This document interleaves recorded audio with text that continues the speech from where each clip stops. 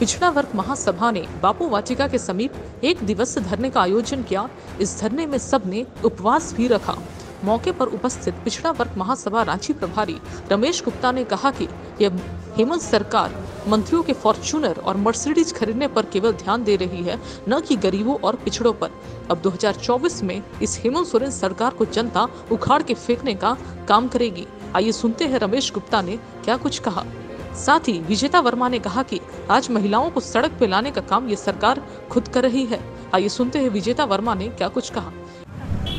अपनी एचईसी के जमीन पर जो स्मार्ट सिटी बन रहा है, आदिवासियों के जमीन को उखाड़ कर बन रहा है, इस पर आप क्या कुछ कहेंगे? शोषण तो वहाँ तो शोषण तो सबसे बड़ा आज तक आप अगर देखिएगा आदिवासियों के साथ शोषण जो हो रहा है ये आदिवासी के नेता ही कर रहे हैं। बिल्कुल। आज मैं इसका उदाहरण आपको देना चाहता हूँ। मान लीजिए आप सपोज कीजिए एक ज़मीन है, ठीक है, और उसी के बगल में आदिवासी की ज़मीन है, उसकी कीमत 0 और उसी बगल की ज़मीन की कीमत लाखों में। ऐसा क्यों? और जिसकी गारंटी ना तो बैंक देती है। आखिर ST/SC के नाम पे आप कब तक राजनीति कीजिएगा? आप उन लोगों को धोखा दे रहे हैं। ST/SC के बोलते हैं कि हम लोग ST/SC के राजनीति कर रहे हैं और उसको आज आप लोग CNT में बांध के रखे हुए हैं। ना बैंक में आज तक किसी भी आदिवासी को लोन नहीं मिलता है, तो लोन नहीं मिलेगा तो वो बिजनेस कैसे करेगा? पता है कहाँ से आएगा रुपया उन लोग के पास? तो ये बहुत बड़ा सवाल है आदिवासी। ये देखिए जनता जाग चुकी है। ये सब चुनावी मुद्दा बन रहा है। हाँ, जनता जाग चुकी है और इसका जवाब हम लोग 2024 में खुली चुनौती के साथ देने जा रहे हैं। आप लोग कोई अल्टरनेट सोचे कि इस बार जेएमएम नहीं तो अगली बार इसको ऐसा कुछ? नहीं, हम लोग देखिए, हम लोग कहते हैं कि मौका देंगे। बीजेपी नहीं, हम लोग की सरकार जो है, हम लोग के माननीय सुप्रीमो का ये सोच है। आप देखे होंगे कि OBC के नाम पे बहुत सा संगठन चल रहा है, लेकिन हमारा क्या है, पिछड़ा वर्ग महासभा। हम लोग सबको जोड़ने का काम करते हैं, हम लोग तोड़ने का काम नहीं करते हैं। ये इसी का नाम सुदेश महतो है, इसी का नाम आसू पार्टी है। हाँ, तो आप लोग जनजातीय जनगणना को भी कह रहे हैं कि होना चाहिए, है ना? होना चाहिए, क्योंकि अगर ये होता है तो और भी कास्ट निकल के आएंगे। आपको लगता है सोसाइटी के लिए इतना कास्ट का बाहर निकल के आना सही नहीं है, कास्टिज्म हो जाएगा? आपको ऐसा नहीं लगता? नहीं, वैसा बात नहीं है, क्योंकि हम लोग जो पिछड़े वर्ग में हम लोग कम से कम लगभग 170 जातियाँ हैं जिनकी आबादी काफ़ी है। और जो आबादी के आधार पे हम लोग इसलिए हिस्सेदारी मांग रहे हैं क्योंकि हम लोग के मतलब ना हम लोग नीचे हैं ना अपर में, हम लोग मध्यम में। मध्यम के साथ हमेशा शोषण होते आ रही है।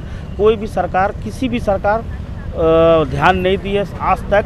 और हेमंत सरकार, खास करके हेमंत सरकार, आज जो हमारी मांग है, हम लोग मांग नहीं रहे हैं, हम लोग उनको याद दिला रहे हैं। जो आपने घोषणा पत्र में 27% आरक्षण की जो मांग की है, उसको आप क्यों नहीं कर रहे? पहले कैबिनेट में आपने वादा, मतलब आपने छल करके जनता से वोट लिया। यही हम लोग की मांग है। और आप ये देख रहे होंगे कि सरकार किस चीज़ पे ध्यान दे रही है, तो फॉर्च्यूनर गाड़ी लेने पे। और जनता तरस से अभी अभ्यर्थी JPSC में इतना बड़ा घोटाला हुआ, अभ्यर्थी बाहर आए तो उस पर डंडे चला रहे हैं। तो ये किस तरह की सरकार है? ये नशे में चूर है सत्ता का। ये सिर्फ ट्रांसफ़र पोस्टिंग और ये मतलब क्या बोले, इसको बोला जा सकता है कि ये मतलब अपनी राजनीति कर रही है। ये मतलब उखाड़ के फेंक देने का काम इस बार जनता करेगी और इसमें सबसे महत्वपूर्ण पिछड़ा वर्ग का रोल होगा। जनगणना को लेकर भी बातें कर रहे हैं। आपको लगता है इसको लेकर सोसाइटी में कास्टिज्म ज़्यादा हो जाएगा? अगर ऐसा होता है तो और भी कास्ट निकल के सामने आएंगे, रिजर्वेशन का डिमांड करेंगे। आपको ऐसा नहीं लगता? ये थोड़ा आसू पार्टी जो आज हम लोग यहाँ पे बैठे हैं, जितने भी लोग यहाँ पे बैठे हैं, हम लोग यहाँ पे एक दिवसीय उपवास धरना पे बैठे हुए हैं। और ये उपवास 27% आरक्षण की जो मांग है उसको लेकर हम लोगों ने रखी है। इससे पूर्व भी हम लोगों ने मार्च किया था 6, 7, 8 मार्च को, जिसमें हम लोगों ने 27% आरक्षण की मांग करी थी। और वो मांग 260 प्रखंड से चलकर आए हुए लोग, हर जिला के लोगों ने 3 दिन में, हम लोग का त्रिदिवसीय वो मार्च था, जिसमें हम लोगों ने मांग किया था। और उसमें 10 लाख स्मरण पत्र हम लोगों ने हेमंत सोरेन की जो सरकार है उनको सौंपने का काम किया था। लेकिन हेमंत सोरेन की जो सरकार है वो जिस निद्रा में सो रही है, कुंभकर्ण की निद्रा में सो रही है, तो 10 लाख जो स्मरण पत्र है शायद वो भी उनको दिखाई नहीं दे रहा है, जो कि 260 प्रखंडों से आया है, हर जिले से आया है, झारखंड के हर जिले से आया है। लेकिन हेमंत सोरेन की जो सरकार है उनसे कोई भी वर्ग खुश नहीं है। चाहे वो आप स्टूडेंट का वर्ग कह लीजिए, चाहे अनएम्प्लॉयमेंट की अगर मैं बात करूँ, क्योंकि मैं बार बार अनएम्प्लॉयमेंट के लिए ही बोलती हूँ, और जिस तरह से बेरोजगारी बढ़ती जा रही है, जिस तरह से जो पारा शिक्षक वाला मामला रहा, या जिस तरह से जेपीएससी का रिजल्ट का मामला आ रहा है, या कोई भी मामला जिसमें भी सरकार से खुश नहीं दिखाई दे रहे हैं, यहाँ के जो जनता है बिल्कुल भी खुश। आए दिन यहाँ पे धरना प्रदर्शन आपको मोराबादी मैदान में देखने को मिल रहा है, और जिस तरह से हम लोग भी आज यहाँ पे धरना कर रहे हैं, विभिन्न लोग, विभिन्न, जैसा कि आपने कहा कि अलग अलग लोग उठ के आएंगे, तो ये सभी लोगों ने ही तो मिल करके बनाया था झारखंड को और झारखंड के सरकार को, उनकी वो बने हैं, सरकार बने। तो सरकार सिर्फ एक वर्ग के लिए नहीं होता है, सरकार जो है वो सभी वर्ग के लिए है। लेकिन सरकार ने जो वादे किए थे, अब मैं कह सकती हूँ कि वो झूठे वादे, क्योंकि जो भी वादा हाँ बिल्कुल, जो झूठे वादे उन्होंने किए थे अपने चुनाव से पहले, जिस तरह से उन्होंने कहा था कि 5 लाख लोगों को रोजगार देंगे, और जिस तरह से उन्होंने तमाम वादे जो किए थे, वो सारे वादों में वो फेल नजर आ रहे हैं। तो ये कहना गलत नहीं हुआ है केंद्र सरकार के बाप निकले जुमलेबाजी में? बिल्कुल ये कह सकते हैं, केंद्र सरकार जुल्मेबाजी में, देखिए केंद्र को, जो हेमंत सोरेन की सरकार है, अगर वो सत्ता में है तो उनको जो भी उन्होंने कहा था, अब वो अभी का भाषणबाजी सुनिए कि भाई रोजगार से ही होगा, क्या रोजगार, तो आप लोग अपना अपना भी काम कर सकते हैं, मतलब जिसमें कैलिबर है वो कर सकता है, पेड़ पे चढ़िए, जो जितना जल्दी पेड़ से उतरेगा उसको रोजगार। तो ये सब तो जो बातें हैं वो मुख्यमंत्री होने के नाते तो उनको बिल्कुल भी शोभा नहीं देती हैं। और जिस तरह से हमारे जो बच्चे हैं, बहुत गरीब घर से जो बच्चे आते हैं, वो लोग दिन रात मेहनत करके, कहीं ऐसा भी है कि आज भी लोग डिग्री में पढ़ाई कर रहे हैं, तो वैसे बच्चे, उन लोगों का सपना बहुत बड़ा होता है कि हम लोग पढ़ लिख के कुछ करेंगे।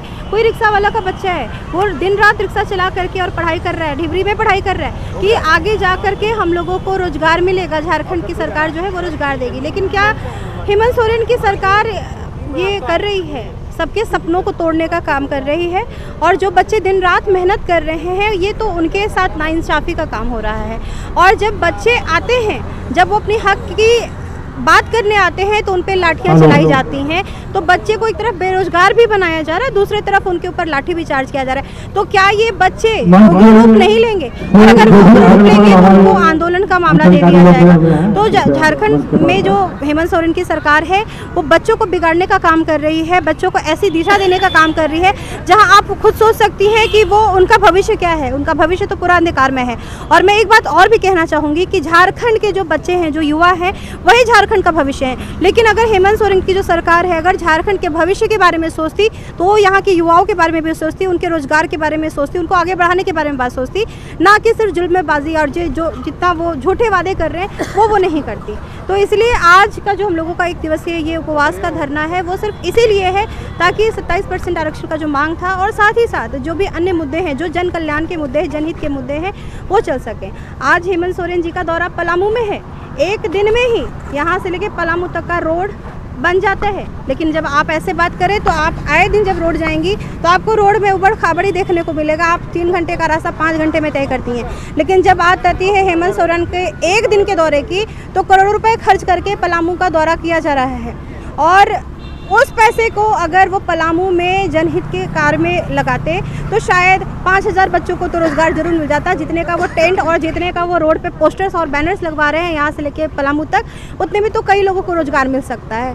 तो पुनः मैं अगर ये सारी बातें कहना चाहूँगी और हेमंत सोरेन की सरकार को कि अब वादा खिलाफी ना करे, कम से कम दया करे यहाँ के लोगों के ऊपर और यहाँ के युवाओं के ऊपर, ताकि वही भविष्य है झारखंड का, तो भविष्य जो है वो संवर सके, झारखंड उन्नत राज्य बन सके और खुशहाल राज्य बन सके।